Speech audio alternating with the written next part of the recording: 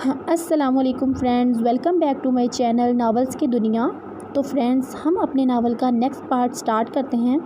Friends, ہمارا یہ novel بہت شارٹ ہے، جس کی وجہ سے ہو سکتا ہے یہ ناول کی لاسٹ ایپیسوڈ ہو، تو پلیز آپ کمنٹس میں مجھے ضرور بتائیں کہ ہمارا نیکسٹ ناول کون سا ہونا چاہیے، اور جو فرسٹ کمنٹ ہوگا اس میری ایپیسوڈ پہ وہی ناول سٹارٹ کیا جائے گا، بے شک وہ ناول کسی اور چینل پہ چل رہا ہو یا نہ چل رہا ہو، جو ناول فرسٹ کمنٹ آئے گا وہی ناول سٹارٹ کیا جائے گا۔ تو فرینڈز، ہم اپنا ناول سٹارٹ کرتے ہیں۔ نور لاؤنج میں بیٹھی ردا اور ماریا کے ساتھ باتوں میں مصروف تھی۔ اچھا بتاؤ نا، کیا کھاؤ گی تم دونوں؟ اس نے کوئی تیسری مرتبہ یہ پوچھا۔ کچھ بھی نہیں یار، ردا بولی۔ یار تم دونوں اتنے دنوں بعد آئی ہو، کچھ تو پی لو، اس نے اصرار کیا۔ کولڈ ڈرنک منگوا لو، ماریا نے اپنے مخصوص انداز میں بولی۔ تانی بھی، اس نے ملازمہ کو آواز لگائی۔ جی، وہ کچن سے نکلی۔ کولڈ ڈرنک لے آئیں، اس نے ملازمہ کو ہدایت کی۔ اچانک اسے اپنے اندر کچھ ہلچل سی محسوس ہونے لگی۔ میں آئی، وہ کہہ کر تیزی سے سیڑھیاں چڑھنے لگی۔ کمرے کا دروازہ کھولتے ہی اسے بھکائی آئی تھی۔ وہ منہ پر ہاتھ رکھ کے چیتے کی سی رفتار سے باتھ روم میں گھسی۔ وہ دونوں ہاتھ مضبوطی سے واش بیسن پر جمائے کھڑی تھی۔ اچانک سے خون کی ایک الٹی منہ سے نکلی اور وہ واش بیسن کو سرخ کر گئی۔ وہ یہ دیکھ کر گھبرا سی گئی تھی، یکدم ایک اور خون کی الٹی نکلی۔ وہ 3 ہفتوں سے خون کی الٹیوں سے پریشان تھی، مگر اس بات کا ذکر اس نے ابھی تک کسی سے نہیں کیا تھا۔ بجو پلیز میری پونی باندھ دے، میرا دل نہیں کر رہا، اس نے پاس بیٹھی حور سے کہا، جو سسرال سے کچھ دن کے لیے اپنے میکے رہنے آئی تھی۔ آؤ باندھوں۔ نور اٹھ کر اس کے پاس آئی تھی۔ اس نے کنگھا اٹھا کر پھیرنا شروع کیا۔ کنگھا پھیرتے پھیرتے یکدم کنگھے میں ایک لٹ چڑ سمیت نکل آئی۔ حور کے چلتے ہوئے ہاتھ رک گئے تھے۔ نور، یہ کیا ہے؟ اس نے گردن گھما کے حور کے ہاتھ میں موجود کنگھا دیکھا۔ اس کے چہرے کا سفید رنگ زرد ہو گیا تھا۔ اس نے اپنا ہاتھ بے یقینی سے سر میں پھیرا، جگہ خالی تھی۔ دونوں بہنیں ہکا بکا سی ایک دوسرے کو دیکھ رہی تھیں۔ وہ بوجھل قدموں کے ساتھ اپنے کمرے میں داخل ہوئی۔ ڈاکٹر کی باتوں سے اس کا دماغ معاف کر دیا تھا۔ ان رپورٹوں سے واضح ہوتا تھا کہ آپ کو بلڈ کینسر ہے۔ مس نور، آپ نے کافی وقت ضائع کر دیا ہے، کینسر بڑی تیزی سے آپ کے اندر پھیل رہا ہے۔ معاف کیجیے گا، مجھے آپ کو یہ بتاتے ہوئے بہت افسوس ہو رہا ہے کہ زیادہ سے زیادہ آپ 5 مہینے اور جی سکتی ہیں۔ ڈاکٹر کی باتیں اس کی سماعت سے ٹکرا رہی تھیں۔ اسے لگ رہا تھا جیسے وہ اپنی سوچنے کی صلاحیت کو کھو بیٹھے گی۔ وہ ایک امیر باپ کی بیٹی تھی، سب کچھ تھا، مگر زندگی ختم ہو رہی تھی۔ اس کا باپ اتنا دولت مند ہونے کے باوجود بھی اپنی بیٹی کو نہیں بچا سکتا تھا۔ اس کی فیملی کو تو جیسے سانپ ہی سونگھ گیا تھا۔ شیان پر یہ خبر بجلی بن کر گری تھی۔ وہ جس نے ابھی اس دنیا میں دیکھا ہی کیا تھا، اس وقت پورا ہونے والا تھا۔ جس نے شیان کے ساتھ رہنے کا وعدہ کیا تھا، اب جیسے سب ختم ہونے والا تھا۔ اسے بلڈ کینسر کیا مارتا، اسے تو ڈاکٹر کی باتوں نے ہی مار ڈالا تھا۔ زندگی کی خوشیوں سے بھرپور لڑکی کو سب ادھورا لگ رہا تھا، ہر چیز سے دل اچاٹ ہو رہا تھا۔ دیر سے بھی تو مرنا ہی تھا، پھر جلدی مرنے میں کیا برائی ہے؟ اس نے اپنے دل کو تسلی دی۔ وہ ڈریسنگ ٹیبل کی طرف بڑھی۔ تیش میں اس نے ٹیبل پر رکھے سارے پرفیوم زمین پر پھینکے تھے۔ جہاں کھڑی تھی وہیں بیٹھ کر وہ بچوں کی طرح بلک بلک کر رونے لگی۔ زندگی کتنی اچھی گزر رہی تھی، بالکل ایک خواب کی مانند۔ شاید وہ خواب سے بیزار ہوئی تھی، بالکل ایسے ہی جیسے ایک لڑکی ناول پڑھتے ہوئے اس میں کھو جاتی ہے اور پھر کسی کے جھنجھوڑنے پر واپس حقیقت کی دنیا میں آتی ہے۔ اسے بھی ایسا ہی لگ رہا تھا۔ اب وہ زیادہ دیر اپنے کمرے میں گھسی رہتی، نہ دوستوں سے ملتی نہ شیان سے۔ اس کی زندگی میں جو آندھی چلی تھی، اس نے نور پر بہت گہرا اثر کیا تھا۔ نور، تم بالکل ٹھیک ہو جاؤ گی، وہ نور سے زیادہ خود کو تسلی دے رہا تھا۔ شیان، آپ مجھ سے آج بھی اتنی محبت کرتے ہیں جتنی پہلے کرتے تھے؟ آواز میں ٹھہراؤ اور الفاظ میں نرمی تھی۔ میں تم سے بہت محبت کرتا ہوں، فضول باتوں کو اپنے ذہن سے نکال دو نور، وہ نرمی سے بولا۔ شیان، اگر میں مر جاؤں اور آپ کو میری یاد آئے تو آپ مسکرائیے گا، اور اگر میری یاد آپ کو رلا دے تو مجھے یاد نہ کریے گا۔ آنسو آنکھوں سے نکل کر گال پر اور ٹھوڑی کو چھو کر اس کی گود میں رکھے ہاتھوں کو بھگو رہے تھے۔ شیان کے لب ساکت تھے، اس کا سب جواب دے گیا تھا۔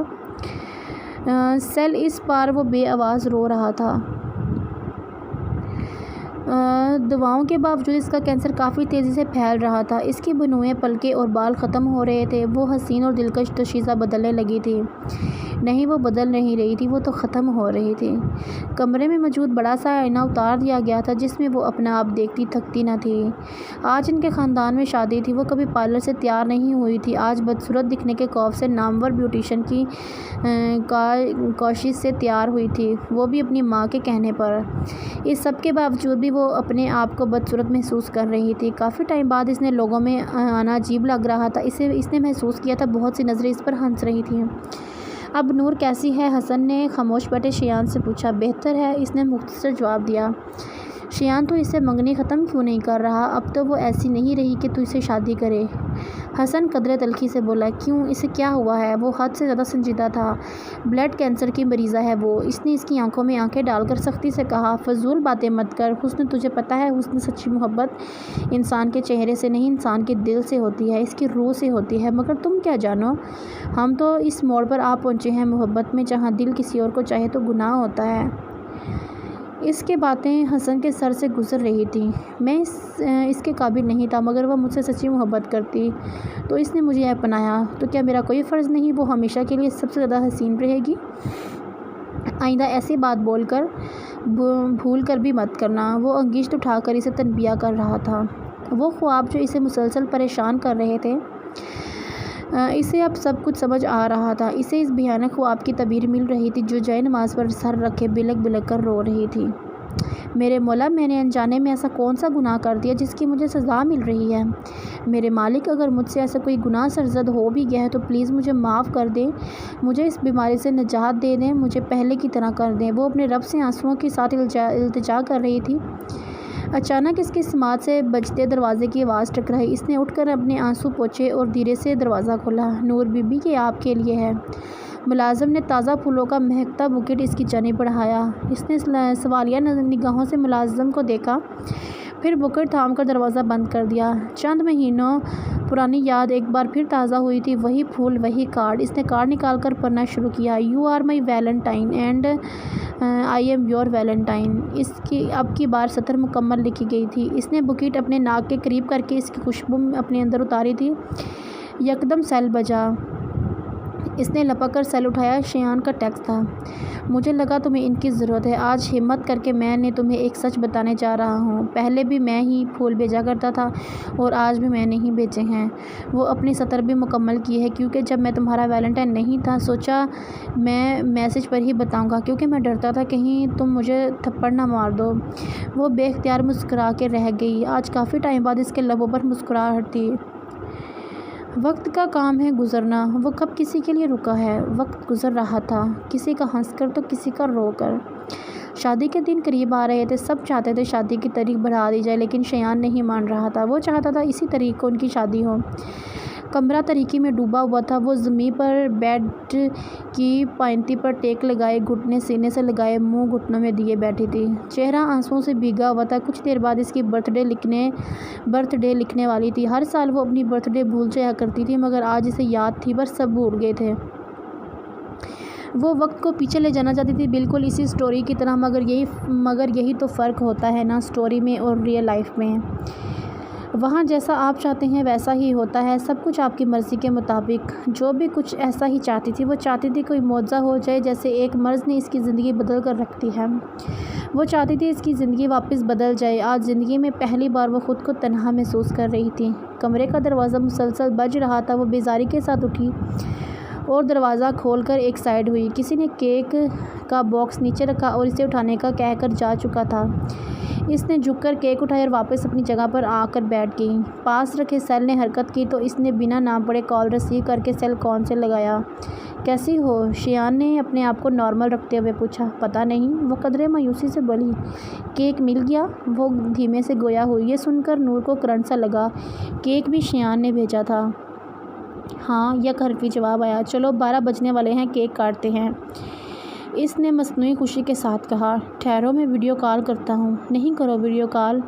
وہ اپنی ایسی صورت شایان کو ہرگز نہیں دکھانا چاہتی تھی۔ Okay, happy birthday to you dear Noor, وہ مسرور کن لہجے میں بول رہا تھا۔ تھینک یو، میری برتھ ڈے یاد رکھنے کے لیے۔ وہ آج بے حد خوش تھی۔ ایسی باتیں کر کے مجھے انجان کیوں بنا دیتی ہو؟ وہ خفا ہوا۔ شایان، اگر میں تمہیں چھوڑ گئی تو مجھے معاف کر دینا۔ وہ اتنی آرام سے اسے چھوڑ جانے کی بات کر رہی تھی۔ شایان نے مارے سختی سے آنکھیں تکلیف سے مینچ لیں۔ تمہیں کچھ نہیں ہوگا نور، اس کے حلق سے بہت مشکل سے آواز نکلی۔ شایان، امام شافعی راہ کا قول ہے، جب موت سر پر کھڑی ہو نا تو نہ آسمان دیکھتی ہے نہ زمین۔ اس کا انداز قطعی تھا۔ آئی لو یو نور، اس نے کچھ کہنے کے بجائے اظہار محبت کیا۔ لو یو ٹو، وہ پورے دل سے مسکرائی تھی۔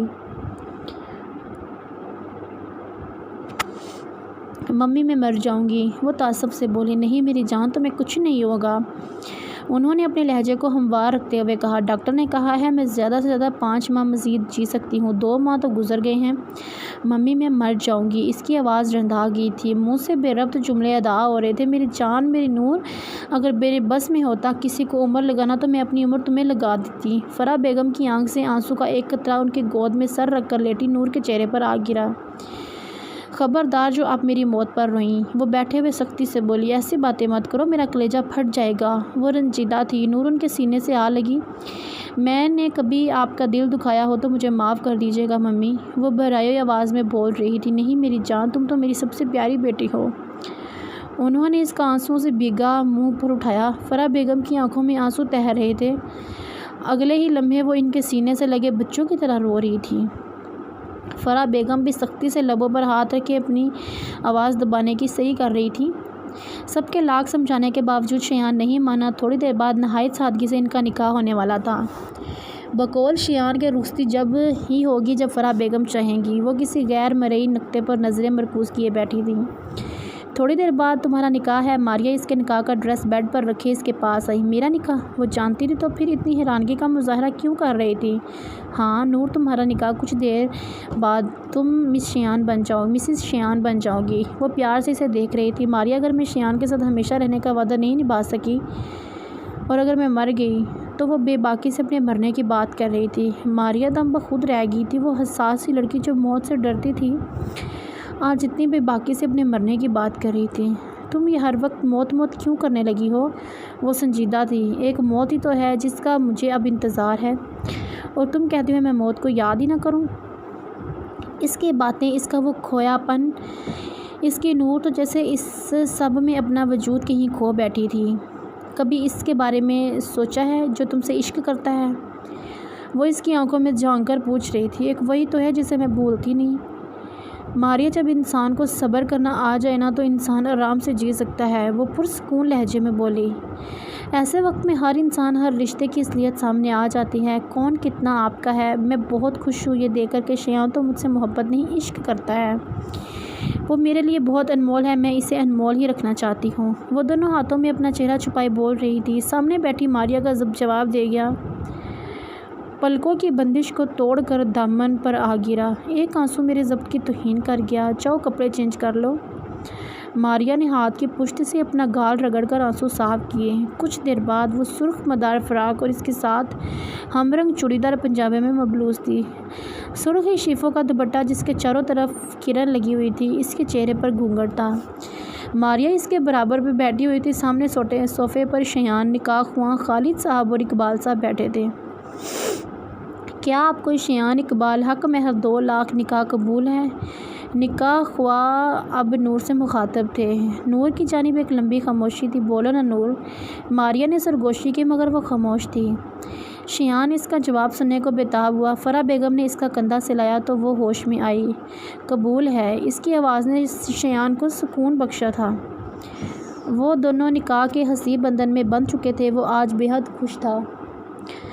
وہ اس کی بیوی بن چکی تھی۔ نور کے نام افواج پڑ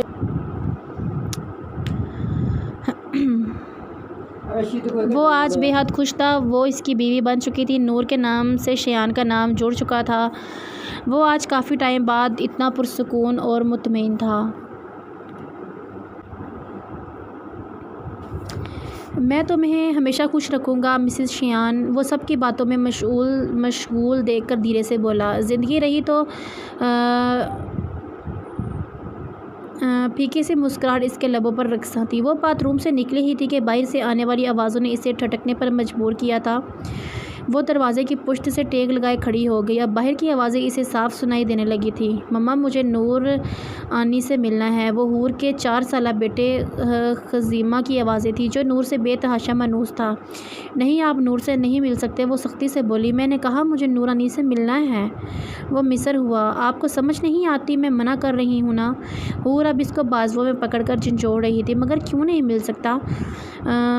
وہ نہایت ڈٹائی سے مسکرائی تھی۔ کیونکہ آپ انہیں دیکھ کر ڈر جاؤ گے۔ وہ قدرے تلخی سے بولی۔ 4 سالہ خزیمہ کو تو کچھ سمجھ نہیں آیا تھا، مگر دروازے کے اس پار کھڑی لڑکی کا دل چکنا چور ہوا تھا۔ اتنی تکلیف تو شاید کانچ کے ٹوٹنے پر بھی نہ ہوتی جتنی اسے ان الفاظ سے ہوئی تھی۔ اسے یقین کرنا مشکل ہو رہا تھا کہ وہ اس کی وہی بہن تھی جو اس پر جان نچھاور کیا کرتی تھی۔ وہ دروازے سے پشت لگائے بیٹھی تھی، چہرہ پسینے سے تر تھا۔ یکدم اسے خود کو آئینے میں دیکھنے کی خواہش ہوئی۔ وہ اٹھ کر آئینے کی جگہ جا کر کھڑی ہوئی، مگر وہاں سے آئینہ اتار دیا گیا تھا۔ پھر وہ چند قدم آگے بڑھی اور کھڑکی کے سامنے جا کر کھڑی ہو گئی۔ کھڑکی پر پڑتا اپنا ڈراؤنا عکس دیکھ کر وہ چیخی تھی۔ اسے بے اختیار خود سے خوف آ رہا تھا۔ اچانک وہ واش بیسن کے جانب بھاگی۔ اسے ابکائی آئی اور اسی کے ساتھ خون کی الٹی نکلی۔ واش بیسن سرخ ہو چکا تھا۔ اس نے ہاتھ بڑھا کر نل کھولا، پانی بہنے لگا تھا۔ اب وہ آ کر بیڈ کی پائنتی سے ٹیک لگا کر بیٹھ چکی تھی۔ میرے مولا، اب اور نہیں جی سکتی۔ اس فضا میں اب مجھے گھٹن میں ہونے لگی ہے۔ مجھے موت چاہیے، مجھے موت دے دیں پلیز، وہ چلا رہی تھی۔ آنسو آنکھوں سے رواں تھے۔ وہاں سننے والا کوئی نہ تھا، مگر جس سے وہ کہہ رہی تھی اس پروردگار نے اس کی دعا سن لی تھی۔ اسے گھبراہٹ ہونا شروع ہو گئی تھی۔ آنسو تھے کہ بہتے ہی جا رہے تھے۔ وہ یکدم زمین پر جا گری تھی۔ اس نے سر پر اسکارف پہنا ہوا تھا۔ اسے اپنا دل بند ہوتے ہوئے محسوس ہوا۔ اس کے سارے اچھے مواقع اس کی نظروں کے سامنے لہرا رہے تھے۔ شیان کے ساتھ گزرا ایک ایک پل اس کے دماغ میں کسی فلم کی طرح چل رہا تھا۔ شیان کی پیاری باتیں اس کی سماعت سے ٹکرا رہی تھیں۔ الحمدللہ، اس کے لبوں پر درد بڑی مسکراہٹ تھی۔ زبان نے آخری لفظ نہایت خوبصورتی سے ادا کیے اور پھر جیسے وہ ہمیشہ کے لیے ساکت ہو گئی تھی۔ وہ موت پر بھی اپنے رب کی شکر گزار تھی، کیونکہ موت بھی ہر کسی پر اتنی آسانی سے مہربان نہیں ہوتی۔ ہوتے ہیں نہ کچھ لوگ جو درد میں بھی مسکراتے ہیں، وہ بھی ان میں سے ہی تھی۔ وہ کسی سے کوئی شکوہ کیے بنا اس دنیا سے جا چکی تھی۔ وہ جو بہاروں کے موسم میں کسی پھول کی طرح آئی تھی، آج وہ سردیوں کے موسم میں کسی خاموش درخت کے پتے کی طرح اس دنیا سے رخصت ہوئی تھی۔ بچھڑا وہ اس ادا سے کہ رت ہی بدل گئی۔ ایک شخص سارے شہر کو ویران کر گیا۔ شیان بالکل ساکت کمرے میں بیٹھا تھا۔ شیان، نیچے آ جاؤ، تدفین کا وقت ہو گیا ہے۔ جبران دروازہ کھٹکھٹا کر اندر داخل ہوا۔ میرے اندر اتنی ہمت نہیں ہے۔ جسے مجھے رخصت کر کے اپنے ساتھ لے کر جانا تھا، میں اسے ہمیشہ کے لیے کیسے رخصت کر سکتا ہوں؟ مجھ سے نہیں ہوگا۔ وہ دل مضطر کی حالت میں تھا۔ آپ اسے آخری وقت میں اکیلا چھوڑ رہے ہیں؟ جبران کی آنکھوں میں نمی اتر آئی۔ وہ مجھے چھوڑ کر چلی گئی، میرے بارے میں نہیں سوچا اس نے؟ اس کا ضبط ٹوٹا تھا۔ آنکھوں کی بندش کو توڑ کر آنسو باہر آئے۔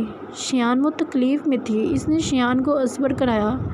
تم چلو، میں آیا۔ اس نے جبران کو جانے کا اشارہ کیا۔ جلدی آؤ، وہ دھیمے سے کہہ کر کمرے سے نکلا۔ اس نے گھوم کر دیوار پر لگی نور کی تصویروں کو دیکھا۔ وہ مسکرا رہی تھی، یا شاید اسے تسلی دے رہی تھی، زندگی میں آگے بڑھنے کا کہہ رہی تھی۔ اب وہ اس کی برتھ ڈے پک کو دیکھ رہا تھا جس میں وہ دونوں ساتھ کھڑے تھے۔ اس نے ہاتھ بڑھا کر اسے چھوا۔ نور، تمہیں پتہ ہے، مجھے لگ رہا ہے جیسے زندگی ختم ہو گئی ہے، میں بھی مر گیا ہوں۔ وہ اس کی تصویر سے کہہ رہا تھا۔ ایسے نہیں کہتے۔ اس کے دل کے کسی گوشے سے آواز آئی تھی جس میں شاید آج بھی نور زندہ تھی۔ تم میری پہلی اور آخری محبت ہو، وہ مستل لہجے میں کہہ کر جانے کے لیے پلٹا۔ اس نے یہ سوچ لیا تھا کہ وہ اس کی یادوں کے ساتھ زندگی گزارے گا۔ جانے والے چلے جاتے ہیں، پیچھے صرف یادیں رہ جاتی ہیں، کہیں اچھی تو کہیں بری۔ اور کوئی کسی کے مر جانے سے مرتا نہیں، ہاں، بلکہ زندگی بدل جاتی ہے۔ ان کی موت ہماری زندگیوں پر اثر انداز ہوتی ہے۔ نور بھی جا چکی تھی اور ساتھ ہی شیان کا نور بھی لے گئی تھی۔ الفاظ ختم ہو جاتے ہیں، آوازیں بند ہو جاتی ہیں، لوگ اتنا دور چلے جاتے ہیں کہ واپس لوٹنا ناممکن ہو جاتا ہے۔ پیچھے رہ جاتی ہیں تو صرف یادیں، کچھ سچی، کچھ جھوٹی، کچھ پوری اور کچھ ادھوری۔